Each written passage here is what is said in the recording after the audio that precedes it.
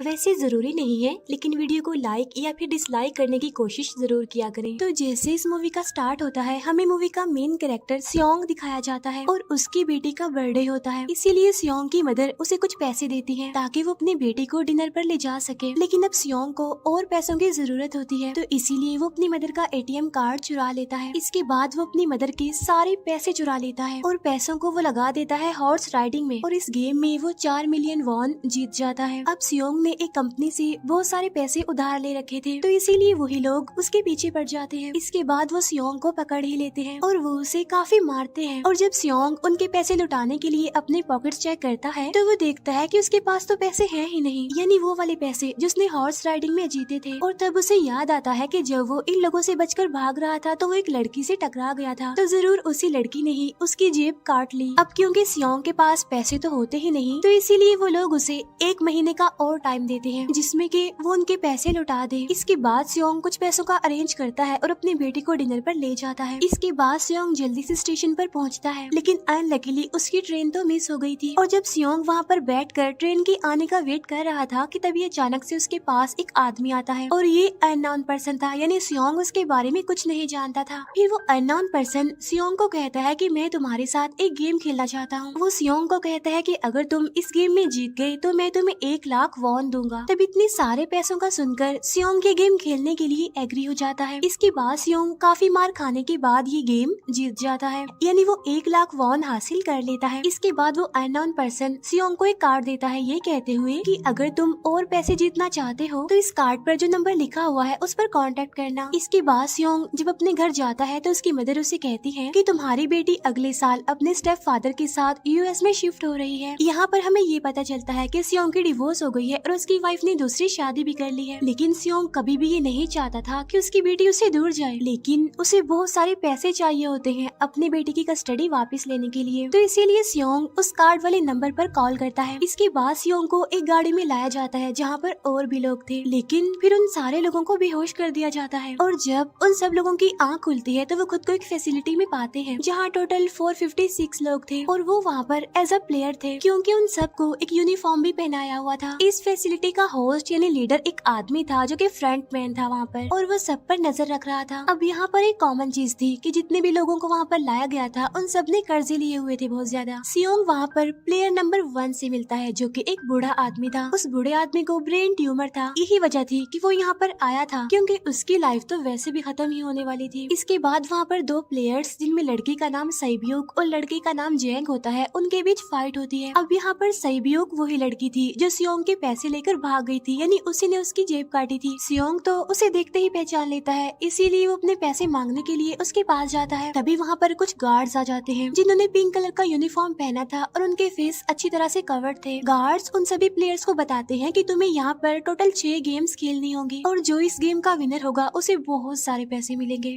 इसके बाद उन सबसे एक कॉन्ट्रैक्ट पर साइन करवाया जाता है और इस कॉन्ट्रैक्ट के 3 मेन रूल्स थे। पहला रूल ये कि कोई भी प्लेयर अपनी मर्जी से गेम को छोड़कर नहीं जा सकता। दूसरा रूल ये होता है कि जो भी प्लेयर खेलने से मना करेगा तो उस प्लेयर को एलिमिनेट कर दिया जाएगा, और उनके मुताबिक एलिमिनेट का मतलब क्या था ये तो हम आगे ही जानेंगे। गेम का तीसरा रूल ये था कि अगर मेजोरिटी इस गेम को खेलना नहीं चाहती तो वो इस गेम को छोड़कर जा सकते हैं। इसके बाद उन सबको गेम के लिए ले जाया जाता है। अब यहाँ पर सियोंग अपने क्लासमेट सेंगवू से भी मिलता है जो कि उसे बचपन से जानता था। सियोंग उसे वहाँ पर देखकर काफी हैरान होता है क्योंकि वो तो किसी बिजनेस के लिए आउट ऑफ कंट्री चला गया था। अब पहले गेम के लिए वहाँ पर एक काफी बड़ी डॉल थी और इस गेम का रूल काफी सिंपल था, और वो ये था कि डॉल जब भी गाना गाएगी उन सबको आगे बढ़ना है, और जैसे ही वो गाना गाना बंद करेगी तो उन सबको रुक जाना है और मूव नहीं करना है, और अगर कोई हिल गया तो उसे एलिमिनेट कर दिया जाएगा। अब स्टार्टिंग में तो ये सब कुछ उन्हें किसी प्रैंक की तरह लग रहा था, लेकिन जब एक लड़का हिल जाता है तो उसे शूट करके मार दिया जाता है, और यही होता है एलिमिनेट का मतलब, यानी उन्हें मार दिया जाएगा। अब ये देखकर वो सारे लोग काफी घबरा जाते हैं और उन्हें पता चल चुका था कि वो खतरे में है, इसीलिए लोग डरते हुए पैनिक करते हुए इधर उधर भागने लगते हैं। लेकिन अब क्योंकि गेम का रूल था इसीलिए जो भी हिलता है उसे मार दिया जाता है और जितने भी सर्वाइवर होते हैं वो किसी न किसी तरह इस गेम को कंप्लीट कर ही लेते हैं। लेकिन जो लोग मर जाते हैं उनकी डेड बॉडीज को वहाँ से ले जाया जाता है और अब 456 प्लेयर्स में से सिर्फ 255 ही रह गए थे। अब क्योंकि वो सारे प्लेयर्स इतना ज्यादा डर जाते हैं कि अब कोई भी गेम खेलना नहीं चाहता था। लेकिन जैसा कि रूल नंबर 3 था कि अगर मेजोरिटी चाहे तो वो ये गेम स्किप कर सकती है, तो इसीलिए उनका लीडर यानी फ्रंटमैन वोटिंग करवाता है। लेकिन इससे पहले उन्हें प्राइज मनी दिखाई जाती है यानी जो विनर को मिलेगी। लेकिन इन केस अगर कोई गेम को छोड़कर चला जाएगा तो ये सारे पैसे मरे हुए प्लेयर्स की फैमिलीज को मिल जाएंगे और ये prize money total 45 billion won होती है। इसके बाद वोटिंग करवाई जाती है जिसमें मेजोरिटी इस गेम को खेलना नहीं चाहती थी, तो इसीलिए गेम को यहीं पर स्टॉप कर दिया जाता है। लेकिन अगर कभी फ्यूचर में वो लोग चाहें तो इस गेम को रिज्वाइन कर सकते हैं। इसके बाद सभी लोगों को उनके घरों पर छोड़ दिया जाता है। नेक्स्ट डे सियोंग पुलिस स्टेशन जाता है और वहाँ पर वो पुलिस को सारी बात बता देता है। लेकिन उन लोगों को सियोंग की बातों पर यकीन नहीं होता और उल्टा वो लोग उसे पागल समझने लग जाते हैं। इसके बाद सियोंग उन्हें वही वाला कार्ड दिखाता है, लेकिन हैरान कर देने वाली बात तो ये है कि उस पर जो नंबर था वो रॉन्ग था। इसके बाद सियोंग जब घर जाता है तो उसकी मदर वहाँ पर नहीं होती। उधर सियोंग का क्लासमेट सेंगवू अपनी मदर को छुप कर देख रहा होता है और तभी वहाँ पर सियोंग भी आ जाता है। यहाँ पर सेंगवू अपसेट होते हुए सियोंग को बताता है कि मेरे ऊपर 6 बिलियन का कर्ज है। वो बताता है कि मैंने क्लाइंट्स के पैसे लेकर स्टॉक मार्जिन में लगा दिए थे, लेकिन अनलकीली वो सारे पैसे डूब गए। और तभी सियोंग के पास हॉस्पिटल से कॉल आती है। सियोंग की मदर का पाँव काफी इंजर्ड था, लेकिन डायबिटीज का ट्रीटमेंट ना होने की वजह से उनकी चोट और ज्यादा बढ़ गई। तब डॉक्टर सियोंग को बताते हैं कि तुम्हारी मदर का ट्रीटमेंट हो सकता है, लेकिन इसके लिए हमें इनका पाँव काटना होगा। लेकिन इस ऑपरेशन में बहुत सारे पैसे लगने वाले थे। लेकिन जाहिर सी बात है सियोंग के पास इतने पैसे तो होते नहीं। इवन उसने तो अपनी मदर के इंश्योरेंस के पैसे भी उड़ा दिए थे। तब इसीलिए सियोंग पैसे मांगने के लिए अपनी वाइफ के पास जाता है, लेकिन उसकी वाइफ उसे पैसे देने से इनकार कर देती है। फिर उसकी वाइफ अपने हस्बैंड को बताती है कि सियोंग आया था पैसे मांगने के लिए और तभी उसका हस्बैंड सियोंग को पैसे देने आता है। साथ साथ उसे ये भी कहता है कि मेरी फैमिली से दूर रहो। लेकिन सियोंग उसे मारने लगता है और तभी उसकी बेटी भी वहाँ पर आ जाती है। इसके बाद सियोंग का एक फ्रेंड अपने बॉस के पास पैसे मांगने जाता है, लेकिन उसका बॉस उसे पैसे देने से मना कर देता है, तो इसीलिए उन दोनों के बीच फाइट होने लगती है। इस फाइट के दौरान उसके बॉस का हाथ मशीन में आ जाता है, तो मौके का फायदा उठाकर सियोंग का फ्रेंड पैसे लेकर वहाँ से भाग जाता है। फिर इसके बाद सियोंग का फ्रेंड अपने घर आकर अपनी वाइफ को कहता है कि पहली फ्लाइट लो और जाओ यहाँ से। इसके बाद सईब्यूक एक एजेंट से मिलती है क्योंकि उसने अपनी मदर को नॉर्थ एरिया से साउथ एरिया में लाना था। सईब्यूक वही लड़की जिसने सियोंग की जेब काटी थी, लेकिन यहाँ अपनी मदर को लाने के लिए सईब्यूक को बहुत सारे पैसों की जरूरत थी। अब सईब्यूक का एक छोटा भाई भी होता है जिससे उसने प्रॉमिस किया होता है कि मैं मदर को जरूर ले आऊंगी। इसके बाद हमें एक ऑफिसर दिखाया जाता है और इस ऑफिसर का भाई कुछ टाइम से मिसिंग था, इसीलिए वो ऑफिसर अपने भाई के घर जाता है, जहाँ उसे पता चलता है कि उसका भाई तो पिछले कुछ दिनों से अपने घर पर भी नहीं आया। और जब वो ऑफिसर घर को चेक कर रहा होता है तो उसे एक कार्ड मिलता है वहाँ पर, और इस ऑफिसर ने सेम ऐसा ही कार्ड पुलिस स्टेशन में सियोंग के पास भी देखा था, तो इसीलिए वो ऑफिसर सियोंग के पास जाकर उससे इस बारे में पूछता है, लेकिन सियोंग उसे कुछ नहीं बताता। इसके बाद सियोंग जब अपने घर जाता है तो उसे वो कार्ड दोबारा मिल जाता है वहाँ पर। अब सियोंग डिसाइड करता है कि वो दोबारा से उस गेम को ज्वाइन करेगा, इसीलिए सभी प्लेयर्स को एक शिप के पास ले जाया जाता है। इधर ही वो ऑफिसर भी गाड़ियों का पीछा करते हुए उस शिप तक आ जाता है। वो एक गार्ड को मारकर उसे पानी में फेंक देता है। इसके बाद उन सभी प्लेयर्स को एक आइलैंड पर मौजूद फैसिलिटी में लाया जाता है। अब यहाँ पर उन्हें जरा भी अंदाजा नहीं था कि अगला गेम कौन सा होगा और उसे कैसे खेला जाएगा। इसके बाद वो लोग अपनी अलग अलग टीम्स बना लेते हैं। रात को सईब्यूक और उसकी फीमेल फ्रेंड वॉशरूम जाते हैं। यहाँ पर सईब्यूक गार्ड्स की नजरों से बचते हुए उस फैसिलिटी को एक्सप्लोर करने लगती है। तभी वो देखती है कि गार्ड्स बड़े बड़े बर्तनों में कुछ बना रहे हैं,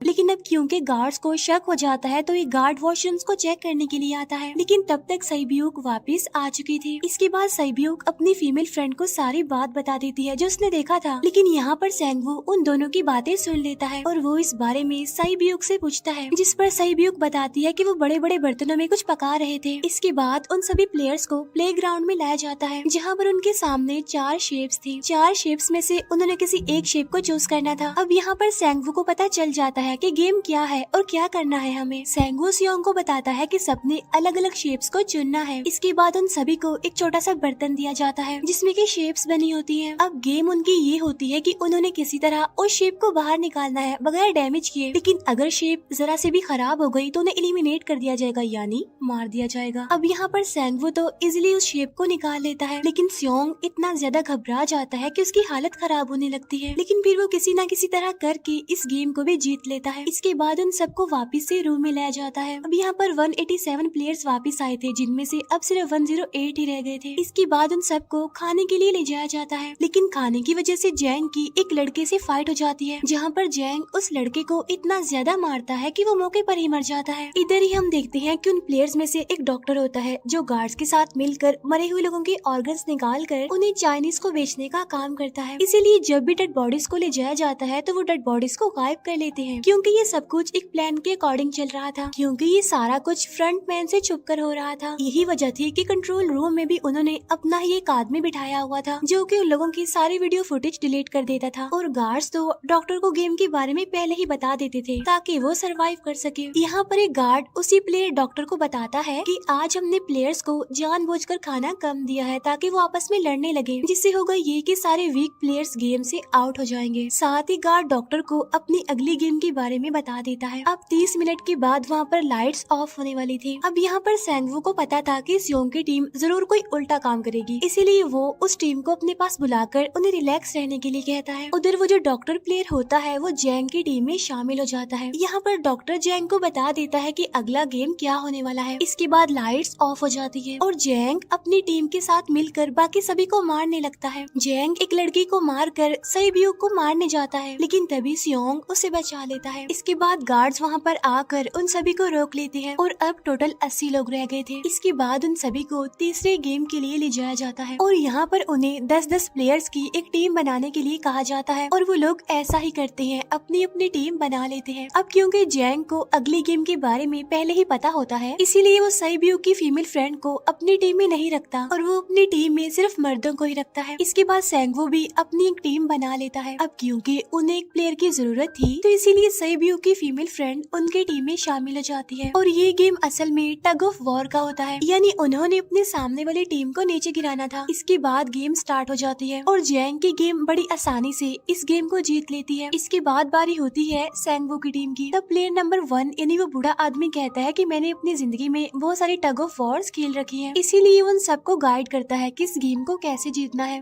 तो इसीलिए वो लोग किसी न किसी तरह करके इस गेम को जीत जाते हैं। फिर दिखाया जाता है कि 30 मिनट के बाद दोबारा से लाइट्स ऑफ हो जाएंगी, जिस पर सेंगवू उन सबको कहता है कि रेडी रहना। तो इसीलिए वो डिसाइड करते हैं कि एक एक करके हम पहरा देंगे। अब जैंग की टीम में एक से बढ़कर एक चालाक प्लेयर था, तो इसीलिए जैंग को डर होता है कि कहीं उसकी टीम उसे ही साइड पर न लगा दे, यानी उसे ही अपने रास्ते से न हटा दे। दूसरी तरफ डॉक्टर और गार्ड्स मिलकर डेड बॉडी की ऑर्गन्स निकाल रहे होते हैं और इन ऑर्गन्स को डिलीवर करने जाना था गार्ड नंबर 28 एंड 29। तब वो सभी एक डेड बॉडी के बारे में बातें करने लगती हैं जिसकी सिर्फ एक किडनी थी और वो उसे ज़ॉम्बी कह रहे थे। अब यहाँ पर जो गार्ड नंबर 29 था, यानी जिसने वो ऑर्गन्स डिलीवर करने जाने थे, वो कोई और नहीं बल्कि वो ऑफिसर था जो गार्ड के बेस में वहाँ पर आया था। और ये सब बातें सुनकर उसे शक होता है कि शायद ये लोग मेरे भाई की बात कर रहे हैं, क्योंकि उसकी भी एक ही किडनी थी। इसके बाद नंबर 28 और 29 यानी वो ऑफिसर ऑर्गन्स को डिलीवर करने के लिए चले जाते हैं। रास्ते में वो ऑफिसर नोटिस करता है कि टनल में तो बॉम्ब लगा हुआ है। तब नंबर 28 उसे बताता है कि जब हम यहाँ से बाहर निकलेंगे तो इस जगह को ब्लास्ट कर दिया जाएगा। अब यहाँ पर वो ऑफिसर नंबर 28 से और इन्फॉर्मेशन लेने की कोशिश करता है, इसीलिए नंबर 28 को उस पर डाउट होने लगता है, इसीलिए वो उस ऑफिसर को अपना फेस दिखाने के लिए कहता है। अब यहाँ पर वो ऑफिसर अपना फेस भी दिखा देता है, साथ साथ वो नंबर 28 पर गन पॉइंट भी कर देता है। साथ साथ वो ऑफिसर उससे एक किडनी वाले आदमी के बारे में पूछता है कि वो कौन है जिसे तुम ज़ॉम्बी कहते थे, जिस पर वो नंबर 28 उससे कहता है कि वो तो एक लड़की थी। अब यहाँ पर नंबर 28 उस ऑफिसर को कहता है कि तुम लीडर के रूम में जाकर सारी इन्फॉर्मेशन देख सकते हो, वहाँ पर सबका डाटा है। ये जानने के बाद वो ऑफिसर नंबर 28 को मार डालता है। उधर वो डॉक्टर गार्ड से अगली गेम के बारे में पूछता है, लेकिन इस बार गार्ड्स को भी अगली गेम के बारे में पता नहीं होता। तब इसीलिए डॉक्टर को गुस्सा आ जाता है और वो एक गार्ड को पकड़ लेता है और उनकी फाइट होने लगती है। इसी फाइट में डॉक्टर डॉक्टर उस गार्ड को मार कर वहाँ से भाग जाता है। इसके बाद एक गार्ड भी उसका पीछा करता है और वो दोनों प्लेग्राउंड में आ जाते हैं। यहाँ पर गार्ड डॉक्टर को अपनी बातों में फंसा कर उसे मारने वाला होता है, लेकिन तभी लीडर इन्हीं फ्रंटमैन आकर उसे मार डालता है और बाद में वो उस डॉक्टर को भी मार डालते हैं। साथ साथ इन्हें वहीं पर नंबर 28 की डेड बॉडी भी मिल जाती है, जिससे इन्हें ये पता चल जाता है कि फैसिलिटी में कोई घुस गया है। उधर वो ऑफिसर लीडर इन्हीं फ्रंटमैन के रूम तक पहुंच जाता है। तब वो चेक करते करते एक ऐसे रूम में जाता है जहाँ पर सबके रिकॉर्ड्स थे, और जब वो ऑफिसर रिकॉर्ड चेक कर रहा होता है तो उसे सभी विनर्स की एक लिस्ट मिलती है, जिसमें उसके भाई का भी नाम था, यानी वो भी कभी विनर था। उधर सभी प्लेयर्स को 4th गेम के लिए ले जाया जाता है, जहाँ पर उन सबको अपना अपना पार्टनर चुनने के लिए कहा जाता है, और वो प्लेयर्स करते भी ऐसा ही है, अपना अपना पार्टनर चुन लेते हैं। सहीब्यूक की फीमेल फ्रेंड भी अपना पार्टनर ढूंढने की कोशिश करती है, लेकिन कोई भी उसका पार्टनर बनने को तैयार ही नहीं था। इसके बाद सभी प्लेयर्स को 10-10 मार्बल्स दिए जाते हैं। असल में ये गेम ऐसी होती है कि एक प्लेयर को अपने पार्टनर से सारे मार्बल्स लेने होते हैं बगैर कोई जोर जबरदस्ती किए, और जो दूसरा पर्सन होगा यानी जिसके पास मार्बल्स नहीं होंगे उसे मार दिया जाएगा। फिर सैंगवू और सियोंग का फ्रेंड ऑड और इवन का गेम खेलते हैं, जिसमें कि उन्होंने गेस करना था कि सामने वाले के हाथ में कितने मार्बल्स हैं। अब यहाँ पर सियोंग का फ्रेंड सैंगवू के सारे मार्बल्स जीत जाता है, जिसकी वजह से लास्ट में सैंगवू के पास सिर्फ एक ही मार्बल बचता है। अब क्योंकि सैंगवू को पता चल चुका था कि अब वो बच नहीं पाएगा, इसीलिए वो सियोंग के फ्रेंड को अपनी बातों में फंसा कर उसे ये यकीन दिलाता है कि अगर हम में से कोई भी हार गया तो हारे हुए लोगों का मैच दोबारा करवाया जाएगा। अब यहाँ पर सैंगवू धोखे से सियोंग के फ्रेंड के सारे मार्बल्स चेंज कर देता है। इसके बाद सैंगवू मार्बल्स लेकर गार्ड को दे देता है और वहाँ से बाहर चला जाता है, और जब सियोंग का फ्रेंड मार्बल्स चेक करता है तो वहाँ पर पत्थर होते हैं। उधर प्लेयर नंबर 1 यानी उस बूढ़े आदमी की हालत खराब हो रही थी, इसीलिए वो तो इधर उधर घूम रहा था, लेकिन सियोंग किसी तरह उसे खेलने के लिए एग्री कर लेता है। अब यहाँ पर वो दोनों यानी वो बूढ़ा आदमी और सियोंग भी इवन आउट खेलते हैं। अब इनमें से वो बूढ़ा आदमी सियोंग के सारे मार्बल्स जीत जाता है, लेकिन लास्ट राउंड में वो बूढ़ा आदमी भूल जाता है कि उसने क्या चूज किया था। तो यहाँ पर सियोंग उसे बातों में फंसा कर उसके सारे मार्बल्स ले लेता है, लेकिन यकीन मानिए कि वो बूढ़ा आदमी काफी चालाक था। उसने एक मार्बल अपने पास ही रखा हुआ था और वो दोबारा से इधर उधर घूमने लगता है। अब यहाँ पर सियोंग उसे रिक्वेस्ट करता है कि प्लीज मेरे साथ एक और गेम खेलो ना। तब यहाँ पर वो बूढ़ा आदमी कहता है कि मुझे पता है कि तुमने सारे मार्बल्स धोखे से लिए हैं मुझसे। वो कहता है कि मुझे सब पता था, बस मैं पागल बनने की एक्टिंग कर रहा था। तभी सुनकर सियोंग को उस पर तरस आ जाता है और वो उसे ही सारे मार्बल्स दे देता है। उसके बाद सहीब्यूक और उसकी फीमेल फ्रेंड भी गेम खेल रहे होते हैं। उनकी गेम ये होती है कि जो मार्बल्स को दीवार के ज्यादा करीब फेंकेगा वो ही जीतेगा। पहले सहीब्यूक अपने मार्बल्स फेंकती है, लेकिन जब सहीब्यूक की फ्रेंड की बारी आती है तो वो अपने सारे मार्बल्स फेंक देती है। लेकिन जब सहीब्यूक ये देख लेती है तो वो अपने फ्रेंड को दोबारा फेंकने के लिए कहती है, जिस पर उसकी फ्रेंड कहती है कि नहीं सहीब्यूक, मैं बिल्कुल अकेली हूँ, मेरे पीछे तो कोई भी नहीं है, लेकिन अगर तुम्हें कुछ हो गया तो ये अच्छी बात नहीं है, तुम्हारे पीछे तुम्हारा छोटा भाई है, तुम्हारा वेट कर रहा है वो। और इसी वजह से सहीब्यूक की फ्रेंड को मार दिया जाता है। इसके बाद उन सबकी डेड बॉडीज को वहाँ से ले जाया जाता है। इसके बाद वो सब वापिस से रूम में आ जाते हैं। यहाँ पर जैंग देखता है कि सहीब्यूक की वो वाली फ्रेंड तो अभी तक जिंदा है, जो कि बड़ी आराम से बैठी हुई थी। अब यहाँ पर हमें पता चलता है कि सहीब्यूक की ये वाली फ्रेंड जैंग की भी फ्रेंड थी, लेकिन अब क्योंकि उन दोनों के बीच किसी बात को लेकर क्लैश चल रहा था तो इसीलिए जैंग की वो फ्रेंड उसे बुली करने लगती है। इसके बाद फ्रंटमैन को एक डेड बॉडी के पास उस ऑफिसर का आईडी कार्ड मिल जाता है। तभी फ्रंटमैन को पता चलता है कि उसके सारे वीआईपीज आ चुके हैं, तो इसीलिए फ्रंटमैन उन्हें लेने के लिए चला जाता है। फिर सारे वीआईपीज को उनके रूम में लाया जाता है। इसके बाद फ्रंटमैन वीआईपीज के आने के बारे में एक और आदमी को जाकर बताता है, और यही आदमी मेन होता है। और ये कौन होता है हम ये आगे जानेंगे। फिर नेक्स्ट डे उन सबको 5वें गेम के लिए लाया जाता है, जहाँ पर 1 से लेकर 16 तक नंबर पड़े होते हैं, और वो सभी प्लेयर्स अपना अपना नंबर ले लेते हैं। नंबर का मतलब ये था कि जो नंबर भी एक प्लेयर पर आएगा उसके मुताबिक उसकी बारी आएगी। अब यहाँ पर लास्ट में पहला और आखिरी नंबर रह जाता है, यानी 1 और 16। तो यहाँ पर सियोंग कंफ्यूज हो जाता है कि उसे कौन सा नंबर चूज करना चाहिए। अगर उसने पहला नंबर लिया तो वो फंसेगा और मरेगा, क्योंकि उसे नहीं पता कि गेम क्या है। और अगर लास्ट नंबर लेगा तो क्या पता उसकी बारी ही ना आए, टाइम कम रह जाए। और तभी वहाँ पर एक आदमी आ जाता है और वो सियोंग को कहता है कि मुझे पहला नंबर चाहिए, क्योंकि मैं अपनी जिंदगी में कभी भी फर्स्ट नंबर पर नहीं आया। फिर इसके बाद उन्हें गेमिंग रूम में लाया जाता है। अब इस गेम का रूल ये होता है कि दिए हुए टाइम में उन्हें ब्रिज की दूसरी साइड पर जाना है। अब इसके बीच में दो तरह के ग्लास लगे होते हैं, एक तो होता है आम ग्लास और एक होता है टेम्पर्ड ग्लास। आम ग्लास पर पाँव रखते ही वो टूट जाएगा और वो लोग नीचे गिर जाएंगे। इसके बाद गेम स्टार्ट हो जाता है और वो लोग एक एक करके मरने लगते हैं। फिर एक टाइम ऐसा आता है जब जैंग सबके सामने होता है और वो आगे ही नहीं बढ़ रहा होता। अब उनके पास एक ही रास्ता था, या तो वो आगे जाए या सारे ही मर जाएं। और तभी जैंग के सामने उसकी वही फ्रेंड आ जाती है जो उसे बुली कर रही थी, और वो जैंग को कहती है कि मैंने तुम्हें कहा था कि जिस दिन तुमने मुझे धोखा दिया मैं तुम्हें मार दूंगी। इसके बाद वो जैंग को पकड़ लेती है और उसे लेकर नीचे कूद जाती है, जिसकी वजह से उन दोनों की मौत हो जाती है। अब वहाँ पर एक आदमी था जो कि ग्लास कंपनी में काम करता था और उसे पता था कि टेम्पर्ड ग्लास कौन सा है, लेकिन जब फ्रंट मैन को इस बात का पता चल जाता है तो वो लाइट्स ऑफ करवा देता है ताकि वो ग्लास को पहचान ही ना पाए। अब लास्ट में एक ही स्टेप बचता है और उनके पास तो टाइम ही नहीं था, इसीलिए सेंगवू उस आदमी को धक्का दे देता है। तो यहाँ पर सेंगवू, सियोंग और सैब्यूक ब्रिज को पार कर लेते हैं, लेकिन ग्लास टूटने की वजह से उन्हें काफी चोट लग जाती है, खास तौर पर सैब्यूक को।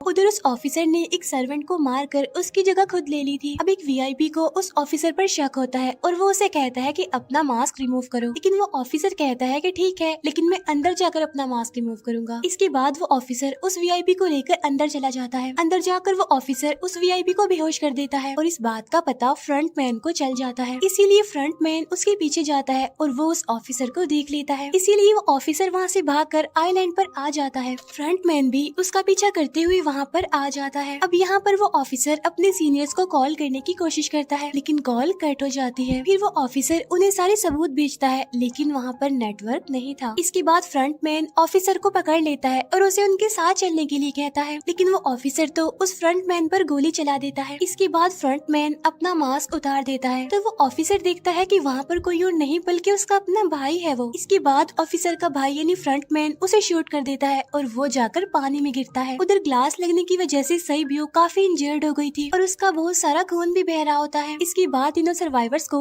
डिनर के लिए ले जाया जाता है और उनके पास एक एक नाइफ भी रख दिया जाता है, मतलब रात में उन तीनों में से कोई भी एक दूसरे को मार देगा। तभी सियोंग नोटिस करता है कि सैब्यूक की हालत काफी खराब है, इसीलिए वो सैब्यूक को कहता है कि फिक्र मत करो, हम दोनों साथ हैं और इस गेम में हम दोनों मिलकर सेंगवू को हरा देंगे। इसके बाद हम दोनों यहाँ से बाहर निकल जाएंगे और पैसों को आधा आधा डिवाइड कर लेंगे। सैब्यूक उसे बताती है कि मेरा एक छोटा भाई है जिसे मैं ऑर्फनेज में छोड़कर आई हूँ, और अगर हम दोनों में से कोई भी जिंदा बचकर बाहर जाएगा तो उसे उन दोनों की फैमिलीज का ख्याल रखना होगा। अब सैब्यूक की हालत काफी खराब थी, उसे डॉक्टर की जरूरत थी, इसीलिए सियोंग कोई मदद लाने के लिए जाता है, लेकिन जब तक वो वापस आता है तब तक सेंगवू सैब्यूक को मार चुका था। फिर नेक्स्ट डे उन दोनों को गेम नंबर 6 यानी लास्ट गेम के लिए ले जाया जाता है। गेम का रूल बड़ा ही सिंपल था कि मार दो या मर जाओ, और इस गेम का नाम होता है स्क्विड गेम। इसके बाद गेम स्टार्ट हो जाती है और उन दोनों के बीच काफी फाइट होती है, लेकिन लास्ट में सेंगवू की हालत खराब होने लगती है। तभी सियोंग कहता है कि मैं इस गेम को रोकना चाहता हूँ, और तभी सियोंग सेंगवू को उसके साथ चलने के लिए कहता है, लेकिन सेंगवू तो अपने आप को ही मार डालता है, जिसकी वजह से सियोंग गेम जीत जाता है। फिर फ्रंट मैन सियोंग को कहता है कि तुम बहुत अच्छा खेले, लेकिन मुझे इसकी उम्मीद नहीं थी। इसके बाद सियोंग को उसके घर पर छोड़ दिया जाता है और उसके पास एक एटीएम कार्ड भी था, और जब सियोंग उस एटीएम कार्ड को जाकर चेक करता है तो वो दिखता है कि सारे पैसे उसके अकाउंट में भेज दिए जाते हैं। इसके बाद सियोंग अपने घर जाता है, लेकिन तब तक उसकी मदर की डेथ हो जाती है। इसके बाद हमें 1 साल बाद का सीन दिखाया जाता है, जहाँ पर हम देखते हैं कि सियोंग की हालत काफी खराब हो गई है, यानी वो अब काफी नशा करने लग गया है और उसने अब तक उन पैसों को हाथ तक नहीं लगाया। एक दिन एक फूल बेचने वाली औरत सियोंग के पास आती है और वो उसे सेम वैसा ही कार्ड देती है जिसमें एक एड्रेस लिखा हुआ था, और फिर सियोंग उस एड्रेस पर जाता है, जहाँ पर उसे पता चलता है कि ये सारा किया धरा किसी और का नहीं बल्कि उस बूढ़े का है, प्लेयर नंबर 1 का, और वो अभी भी जिंदा है। यहाँ पर वो बूढ़ा आदमी सियोंग को बताता है कि मैं अपनी लाइफ से बोर हो चुका था और ये सारी गेम मैंने अपने क्लाइंट्स के साथ मिलकर बनाई ताकि मैं लोगों को मरता हुआ देखकर एंजॉय कर सकूं, लेकिन हाँ, हमने किसी को मजबूर नहीं किया था ऐसा करने के लिए, और मैंने गेम में इसीलिए पार्टिसिपेट किया क्योंकि गेम देखने से ज्यादा उसे खेलने में मजा आता है। वो कहता है जो पैसे तुम्हारे पास हैं वो मेरे ही हैं, और ये कहते ही उस बूढ़े आदमी की मौत हो जाती है। इसके बाद सियोंग सैब्यूक के छोटे भाई के पास जाता है और उसे लेकर वो जाता है सेंगवू की मदर के पास, और वो सेंगवू की मदर को कहता है कि इस बच्चे का ख्याल रखना, साथ साथ वो उसे एक बैग भी देता है जिसमें बहुत सारे पैसे होते हैं। इसके बाद सियोंग स्टेशन पर जाता है, जहाँ पर उसे वही अननोन पर्सन मिलता है जो कि उसे मूवी के स्टार्ट में भी मिला था। यहाँ पर सियोंग उसका पीछा भी करता है, लेकिन तब तक वो भाग चुका था। फिर सियोंग उस कार्ड वाले नंबर पर कॉल करता है और वो पूछता है कि तुम लोग कौन हो और लोगों के साथ ऐसा क्यों कर रहे हो, क्यों खेल रहे हो लोगों की जिंदगी से। लेकिन आगे से उसे रिस्पॉन्स आता है कि सियोंग, अगर तुमने जिंदा बचना है तो प्लेन में चढ़ जाओ। और इसी के साथ ही मूवी यहीं पर एंड हो जाती है। Thank you for watching.